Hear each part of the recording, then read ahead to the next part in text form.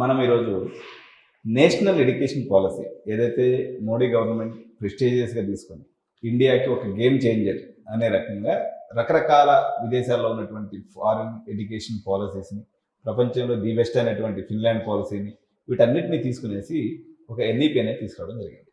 కాకపోతే దాని ఇంప్లిమెంటేషన్ విషయంలో అనేక రకాలైనటువంటి వ్యవస్థలు ఇంకా ఆర్థడాక్స్ నేచర్లోనే ఉండిపోయినటువంటి పరిస్థితి. So Geethanjali college of engineering vice చైర్మన్గా ఎన్ఈపీ ఎడ్యుకేషన్ పాలసీని గీతాంజలిలో ఏ మేరకు ఇంప్లిమెంట్ చేస్తున్నారు, మీకు ఎదురవుతున్నటువంటి ఛాలెంజెస్ ఏంటి? So NEP 2020 it's a very good policy. చాలా పాజిటివ్స్ ఉన్నాయి అందులో.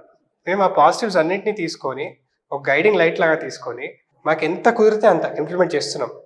ఇది ఇంకో పాజిటివ్ మైండ్ సెట్లో ఉండాలండి. మాకు ఎప్పుడు ఈ కన్స్టెంట్స్ ఉన్నాయి, మాకు వాళ్ళు చేయనియట్లేదు, ఇది అవ్వట్లేదు, మా వల్ల కాదు, మేము చేస్తామంటే మా కాలేజ్ ఒప్పుకోవట్లేదు, మా యూనివర్సిటీ ఒప్పుకోవట్లేదు, మా గవర్నమెంట్ ఒప్పుకోవట్లేదు అని కూడా ఎంత కుదిరితే అంత మనం చేసుకుంటూ వెళ్ళాలి. That is a positive mind set.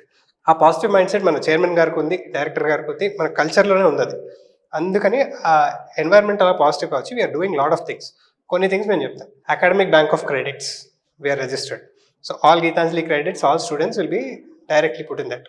వాళ్ళు ఎనీ టైం వాళ్ళ క్రెడిట్స్ అక్కడ ఉంటాయి. వాళ్ళు బయట ఎన్పిటిఎల్ కోర్సెస్ చేసినా కూడా అవి ట్రాన్స్ఫర్ చేసుకోవచ్చు. యూనివర్సిటీ అయిన తర్వాత ఇది ఇంకా కూడా యూస్ఫుల్ అవుతుంది వాళ్ళకి.